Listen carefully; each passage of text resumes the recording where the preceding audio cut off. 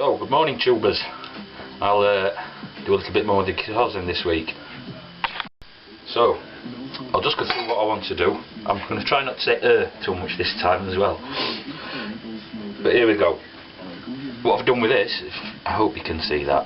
I've changed video settings to try and get a bit more stuff on video camera, so I hope quality's alright. I've marked myself a line all around these from both edges, front and back, because this is what I'm going to carve back to eventually. And that's not exact, I mean, that's just a guideline. You don't go, oh my god, I'm a millimetre or 5 millimetres on the other side of that.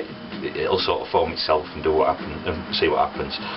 I've also marked my centre line all the way around, so that I can always transfer it back to front, because what I'll do is, what work I've got to do now is on the front first. I've got to bore these holes and everything to fit the stuff in, and while the back's always flat, I can use a drill press or I can drill it from above, but I've got a nice sort of surface to work from up back. So up back a bit, last part I'm going to carve, and that's for that one. Now with neck here, what I've scarfed, you can see that was what I glued up last week. I've still got a little bit of a it's not dead flat. I've had a straight edge on it, and wait a minute, it did slip a little bit, but it's not a lot. What I've got to do now is I'll put that on I'll sand that on a flat piece of wood. I'll show you how I go on with that. What I'll also show you is when I cut back off of this, I just mark it with, I don't know, let's have a look, see if we can get into shot. The back of the neck, put my finger on it, that's one line to carve to, or to shape to, and that's my other line to shape to. That gives me an idea again. It's a guideline, it's not an hard, fast thing, it's a guideline. As long as both are reasonably the same, I can shape it around after and do what I need to do. So first, what I'm going to do with this neck is I'm going to clean these glue joints up. It's a little scraper, so basically it's a card scraper, and what I'm doing is I'm just cleaning glue off. As you can see, gluing a bit more, and this just brings them together.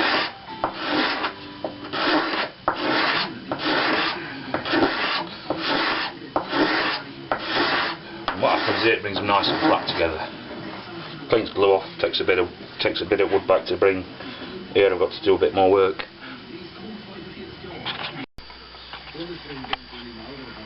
So that's that cleaned up on one side. I've got to do exactly the same with the other side, and that's my scarf joint. And this is the other side.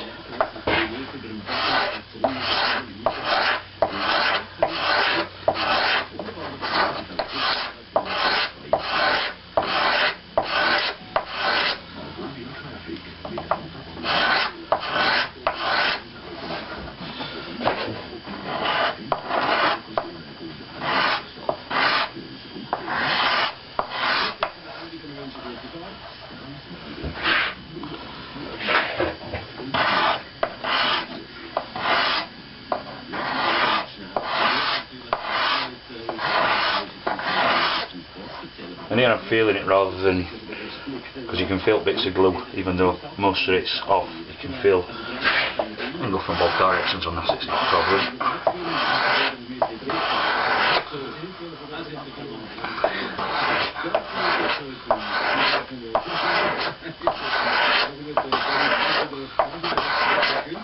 And that's that.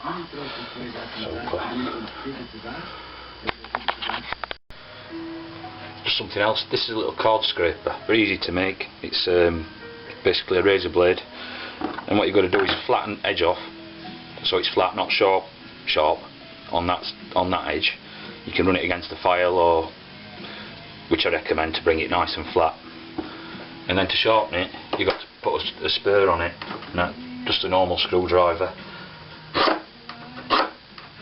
And basically what you do is you put you're bending the actual sides over so that it has a spur on that side and a spur on that side, and then you can scrape with it. You need sharpening pretty regular, but it's quite a good thing for getting like glue off of them edges and bringing the bits together, the unevenness of the two cuts together. So great tool if you do out like this. Now what I want to do here is, I've glued this neck together and it's still not completely flat, and because I'm putting a fretboard on it, I've got to get this as flat as possible and as straight. I don't want it to be all bent and twisted and things like that. There's probably about millimetre what I've got to take off on that to bring it into flat. What I've got here to bring it into flat, the sanding board. You see, it's dead easy to make. This is wood. It's quite flat. It's FIFA grad, but it's flexible. What's better is a piece of like granite work surface from your kitchen. Or go and copy tape some sandpaper to your wife's kitchen top if you've got a granite top. I'm sure she'll thank me. No, don't do that, please. But what I've got here is this is a 40 grit and this is a 240 grit. For bringing that neck flat, I'll be using 40 grit. I don't care. It's not a finished surface. It's just it's sort of bringing it back to where I want it. The 240 is great for like working on fretboards and things like that, where you want a better finish. Because there's a fretboard going on top of this, it's going to be. I can still give it a quick buff up with this after, if you know what I mean. I want to be taking a lot of material off, or not a lot, but quite a lot. The thing with these is, when you're using it, you don't want to be putting pressure on it in one side or the other, because you're going to cut a twist in your neck. So just sort of, this is something I use. The belt sander is also very good for that. If you're an expert with a belt sander, and your belt sander is a good one, but I find this is a lot more easy to use. You can do less damage with this than you can with a belt sander. Let me put it like that.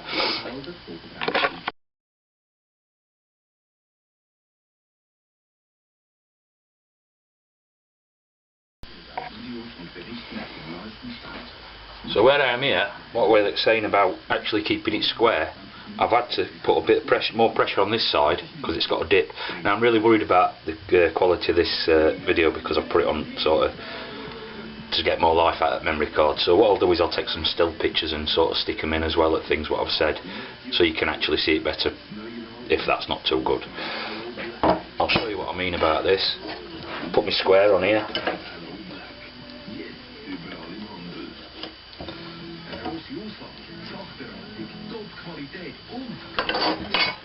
Now, yeah. That's my square line, and that's where I'm at true. This can be brought back as soon as I've got this out. I can bring this back by putting pressure on the other side. It's a bit more work, keeps you warm, but it's not a mistake. It's something. Well, it's something you have to sort of look at when you're trying to bring this flat. Obviously, if you're all in a better, if it's lined up better and you ain't got a cut, less work is better, you know. So I'm happy where I've got on this. This is flat now. This is nice and flat and straight. Now what I've gone here is the angle of the head. Now I've just looked at this piece. This is where the other end of the scarf comes, and that's pretty much straight, and that's a lot more extreme. And the reason why is because last week when I glued the neck up, I didn't make sure that this was absolutely, the thickness was perfect. So it's a good thing in one way, because what I can do now is take this side back, and that'll bring that angle back square again. Now if you don't bring it exactly, then I can bring that back exactly, and when this head piece is shaped and from the back and the front and everything and final sanding, you'll not see anything. You'll make this completely invisible, you know what I mean? So what I've got to do now is just do a bit of work on this side to bring that thickness back.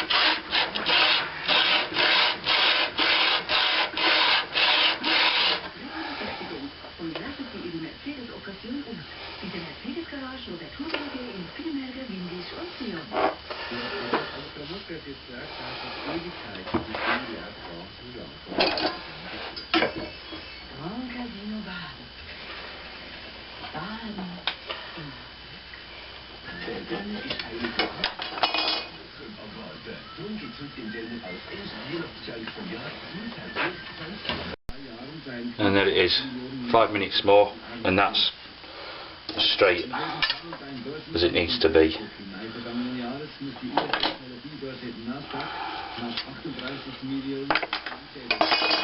That's come back straight again, and that's a lot better. Again, when this is final sanded, you can bring a little bit back from there if it's still a little bit out of square, not even from there to there, but that is pretty good.